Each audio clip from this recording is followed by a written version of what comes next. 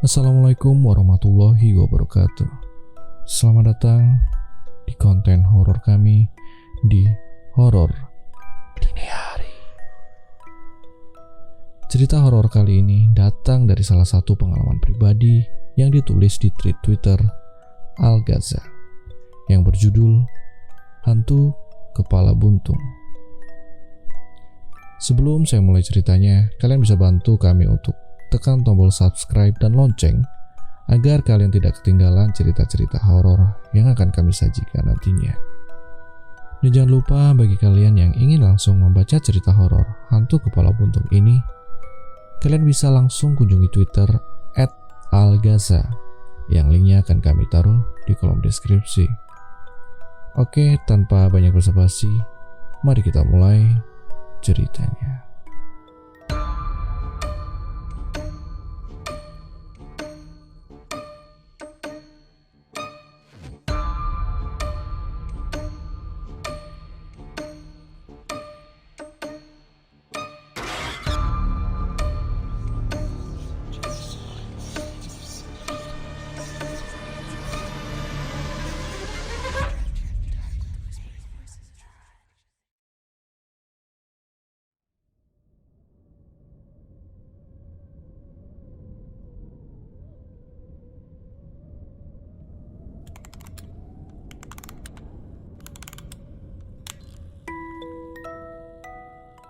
Cerita ini adalah pengalaman waktu kecil yang mungkin masih membekas dan masih terus teringat. Kejadian ini terjadi pada tahun 90-an. Saya tidak ingat pastinya. Yang saya ingat pada saat itu saya masih duduk di bangku SD. Kebiasaan tahunan keluarga saya yang pada saat setelah Hari Raya Idul Fitri, kami biasa mudik ke Jawa Timur untuk berkunjung ke rumah nenek. Kejadiannya seperti ini. Pada malam hari sekitar pukul 19.30 malam, atau tepatnya di setengah 8 malam, Bapak dan Ibu sedang mengemas pakaian untuk kebutuhan baju ganti selama kami berada di Jawa Timur. Bapak dan Ibu merencanakan keberangkatan mudik menuju stasiun Gambir setelah orang-orang selesai sholat subuh. Karena pada saat itu kita menggunakan kereta api, kalau kita tidak bergerak cepat, pasti tidak akan dapat tempat duduk. Berbeda dengan sekarang ini, yang sudah pasti dapat tempat duduk saat kita sudah membeli tiket. Untuk yang lahir di tahun 90-an, pasti sudah hafal betul bagaimana keadaan kereta api Indonesia pada tahun itu. Singkat cerita, kami semua tidur. Di rumah ini kami tinggal berempat, yaitu ada bapakku, ibu, adik perempuanku yang paling bontot, dan saya. Karena ketiga kakak saya sudah menikah dan sudah tidak tinggal bersama kami lagi. Saya pun yang sedang nyenyak tertidur dibangunkan oleh ibu. Yang dimana ketika dibangunkan, samar-samar terlihat jam pada saat itu menunjukkan pukul 3 pagi. Ya, namanya anak kecil, sudah dibangunkan pasti maunya tidur lagi. Ya, saya pun kembali tertidur. Tetapi tak lama ibu membangunkan saya lagi. Saya pun mencoba bangun walau kenyataannya ngantuk masih sangat terasa.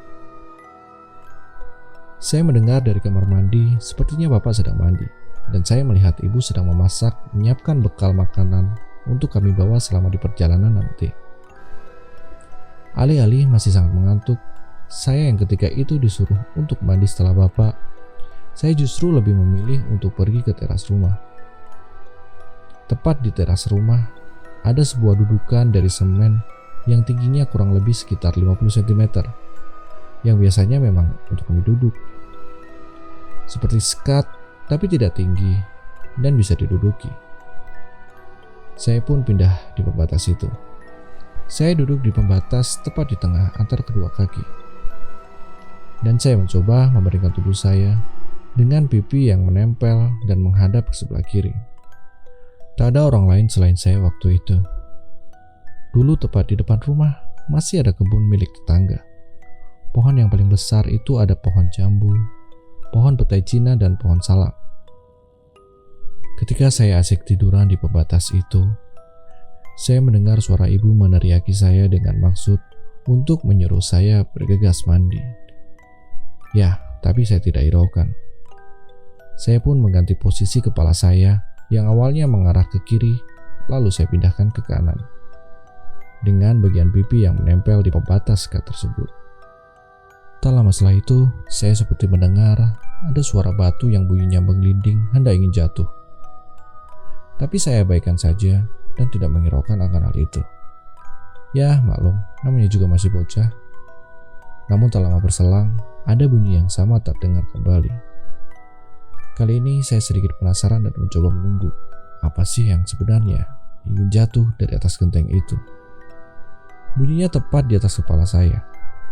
Ketika saya menunggu, tapi tidak ada yang jatuh dari posisi atas genteng. Saya masih tidak peduli akan hal itu.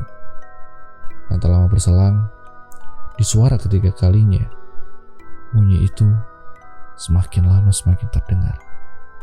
Seakan suara itu sangat dekat, tepat di atas kepala. Saya mencoba bangun dan melihat di arah sekeliling kebun. Saya melihat tidak ada sesuatu di sana. Saya pun kembali lagi ke posisi awal, dengan posisi pipi mengarah ke kiri. Saat ini, bunyi itu sepertinya mulai menghilang. Akan tetapi beberapa menit kemudian, saya mendengar tepat di atas kepala, seperti ada yang menipu genteng tersebut. Suaranya lumayan keras ketika saya mendengar suaranya. Seperti batu yang menggelinding berjalan mondar-mandir. Sontak saya pun terbangun dan kaget.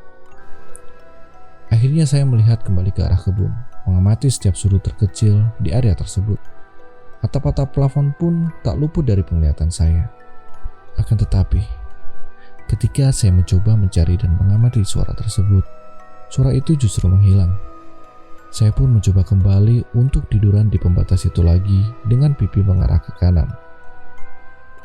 Setelah tidak lama ketika saya baru saja meletakkan pipi di atas pembatas, sesuatu justru terjadi tepat di depan wajah saya. Jaraknya mungkin hanya sejengkal dari wajah. Ya, kepala. Hanya kepala tanpa bagian tubuh yang pada saat itu jatuh tepat di hadapan saya. Suara ketika kepala itu jatuh seperti buah kelapa yang jatuh dari pohonnya. Bunyinya keras, sangat keras. Sontak saya terkejut dan berteriak sangat kencang.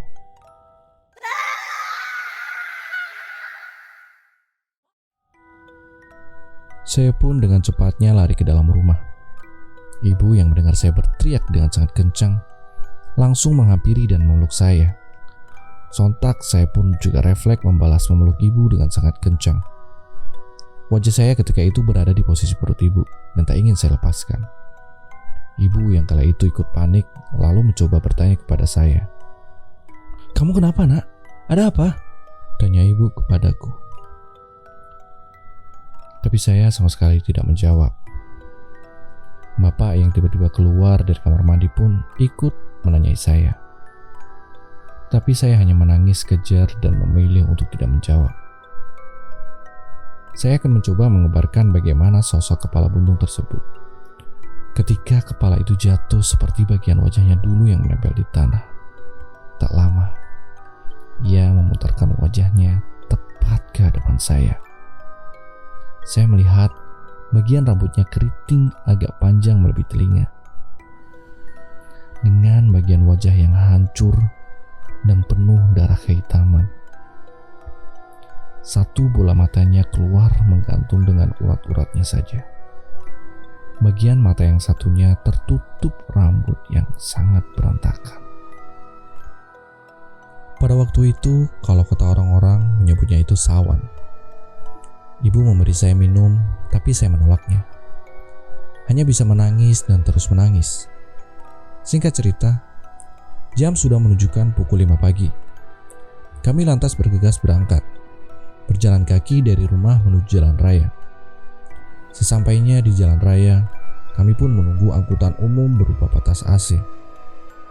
Sepanjang perjalanan saya hanya bisa diam, tidak mau makan, tidak mau bicara. Sampai di tempat tujuan pun saya masih terdiam. Sesampainya di kampung halaman, saya lantas selalu diobati oleh nenek saya sendiri. Tak lama saya tertidur dengan sendirinya. Lalu keesokan harinya, saya mulai pulih dan sudah bermain dengan teman dan saudara yang umurnya sebaya dengan saya. Itulah kejadian waktu kecil yang pernah saya alami, yang sampai saat ini masih sangat membekas di ingatan saya. Ternyata, menurut informasi beberapa sesepuh atau tokoh masyarakat di tempat saya tinggal yang sampai saat ini masih saya tinggali, tempat ini dulunya adalah jalur atau jalannya orang-orang berperang pada zamannya. Selama perang itu terjadi, banyak sekali pembantaian yang menewaskan beberapa korban. Jalur mereka itu menuju perkebunan karet yang sekarang ini sudah terbangun sebuah mal besar di kawasan yang tidak ingin kami sebutkan.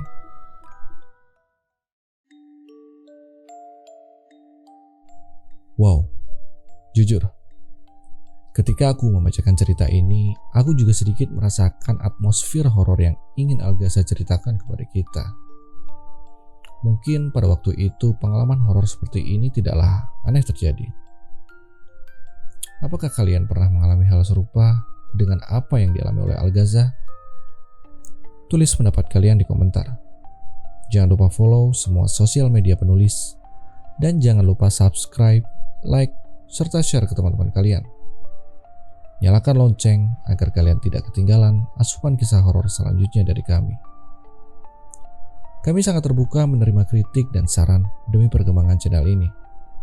Akhir kata, wassalamualaikum warahmatullahi wabarakatuh.